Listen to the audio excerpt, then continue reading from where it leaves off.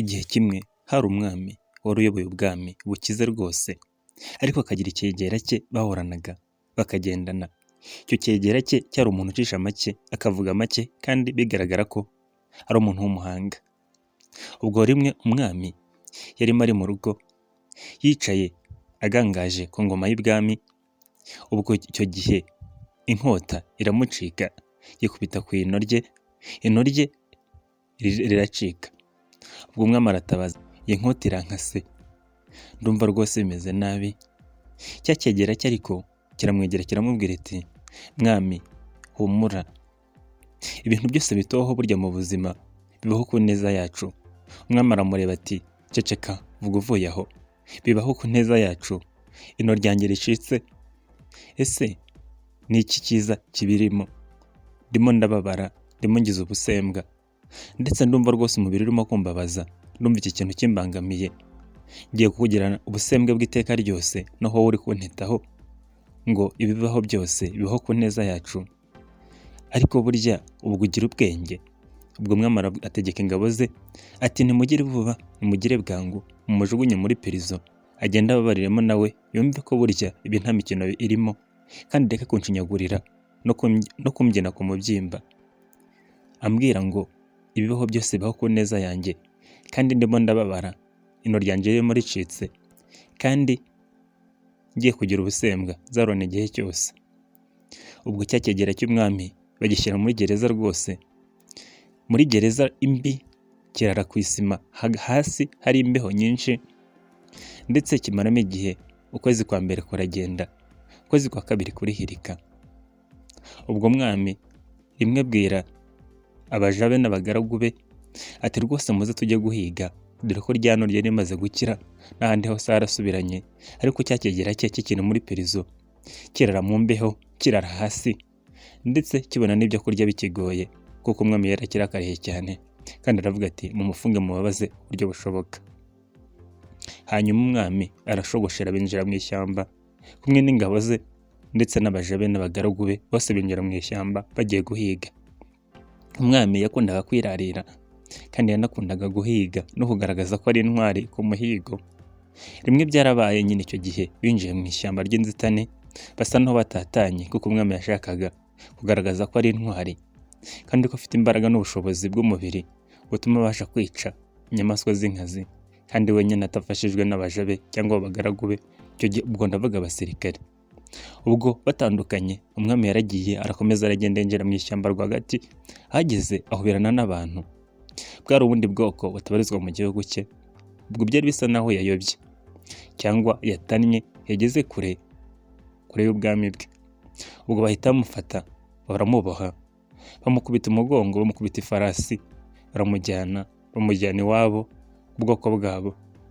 Ubwo bari bamujyanye kumuturaho igitambo, ndetse rwose bari baramumanika bakamutwika, bakamutura ibigirwamana byabo basengaga. Kandi kubw'amahirwe make, uyu mwami yasanze abo bantu batavuga ururimi nk'urwo avuga. Yakomeje gutabaza ati, njye ndi umwami, nimundeke rwose ndi umwami ubayobora. Bo bakamureba bakamuseka, bumva ibyo avuga, ubwo bakamubwira, bakavuga bati, uyu ni umusazi, mumwihorere, tugiye kumutangaho igitambo. Baragenda baramuzenguruka, bavuza ingoma, abana bazana imishyo, ndetse rwose bigaragara ko bajya kumutura igitambo. Bamwambika imyenda, ndetse n'ibindi bintu by'amarangi basigaga abantu bagiye guturaho igitambo, bagiye gutura imana zabo. Umukuru w'umuryango, umukuru w'ubwo bwoko bari bugiye guturaho mu gitambo, yegera igitambo, ahageze atangira kucyambura. Ubwo yaragiye gutangira kugitura, aritegereje neza asanga uwo mugabo ntano agira, ryaracitse. Ahita abwira ubwoko bwe ati, nimutuze rwose, uyu mugabo ntabwo twamuturaho igitambo, afite ubusembwa, afite ubuziranenge, ndetse rwose biragaragara ko uyu mugabo imana zacu zitamwishimira, ndetse zitanamwakira. Yacitse ino, ntabwo yuzuye ibice by'umubiri bye, rwose afite ubusembwa, ni mu mujyane mu muziture. Ubwo umwami bahita bamuzitura bwangu. Ubwo ngubwo mu kumuzitura yararokotse, kandi yari akize. Umushyo wari ugiye kumukubita kwibasira ijosi rye, kubera bari bagiye kumuturaho igitambo. ubwo baramuzitura bwangu, baramurekura baramubwira bati genda rwose wirukanka utareba inyuma, ntuzanagaruke na hano hafi, dore uri umusembwa udatuterera umwaka ubwoko bwacu, ihute kandi ntuzagira ubwo ubwira ibi byakubayeho. Ubwo umwami arashogoshera ahita yirukanka rwose kibuno mpamaguru, yirukanka agenda iminsi 2 yose abageze mu bwami bwe.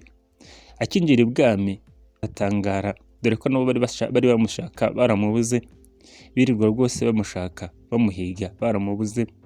Ubwo umwami yinjiye ibwami, ubwo ni mu ngoro ye, asa nabi, yambaye imyenda yacikaguritse, na bya birangi bamusize bikimuriho rwose, asa n'umuntu rwose ufite ikibazo cy'imitekerereze cyangwa ikibazo mu mutwe. Ubwo umwami ahita yinjira mu ngoro ye vuba bwangu, baramutunganya cyane, bamwambika neza, akoramo imyenda yari yanduye ndetse anakara umubiri wose asa neza nk'umwami nyine. Aragenda ati nimugere bwangu munjyane kuri gereza aho nafungiye wa muja wanjye, wa mugaragu wanjye w'indahemuka rwose, nabonye ko ibyo yambwiye burya reba kure rwose ari umuhanga, ibyo yambwiye byarabaye. Ubwo mwami ageze kuri gereza aritegereza ati abwira abarinzi ba gereza ati nimumfungurire n'uwo muvandimwe yasohoke, mfite icyo nshaka kumubwira. Bafungurira wa mugaragu w'umwami cya cyegera cy'umwami. Kigeze imbere y'umwami, umwami aragisuhuza agikora ku rutugu ati umbabarire rwose, narakubabaje, narahubutse ndagufunga, dore wari umeze muri ubu buzima wari urimo nabi, dore watakaje ibiro, dore usa nabi rwose, umbabarire, ndashaka kugusubiza ku mwanya wawe, dore ko ibyo wambwiye rwose, ibyo wambwiye byabaye byo. Wambwiye ko ibintu byose bibaho ku neza yacu, none ubu ngubu nabibonye. Ubwoko bwari bugiye ko ntambaye igitambo, basanga nta hantu mfite, iyo riba ritaracitse rwose baba bantanzeho igitambo, simba ngihumeka, simba nkibarizwa muri isi y'abazima. Ibigirwamana byabo n'ibimana byabo biba byandiye cyangwa byanyeguriwe rwose. Ndakwinginze rwose umbabarire, nagukoreye ikosa. Ubwo cya cyegera gitegereza umwami, kiramubwira kiti ariko wa mwami we, nyiricyubahiro, ntabwo wiga, wanyuze muri byinshi, wabonye byinshi, ariko ntiwize. Nanjye rwose kuba nta burakari ngufitiye naranakubabariye, sinigeze nakurakarira, kuko burya ibyo tubaho byose ni ku neza yacu. Dore ubu ngubu iyo utaramfunze imba najyanye nawe, tuba twajyanye rwose tukaba twari kumwe, kuko ndabizi neza ko nawe urabizi ko tutajya dusigana, kandi ngewe nta busembwa namba mfite ku mubiri. Baba bakurekuye njye bakaba bantanzeho igitambo, nanjye nkaba ntagihumeka. Ahubwo ndagushimira kuba waramfunze, nkaba nabashije kurokoka, nkaba nkihumeka, kuko nanjye aba ninjye batanzeho igitambo. Burya mu buzima ikitubaho cyose gishobora kuba ari kibi cyangwa icyiza, ariko burya ntitukamenye ko, cyangwa ntitukabifate nk'igikuba cyacitse.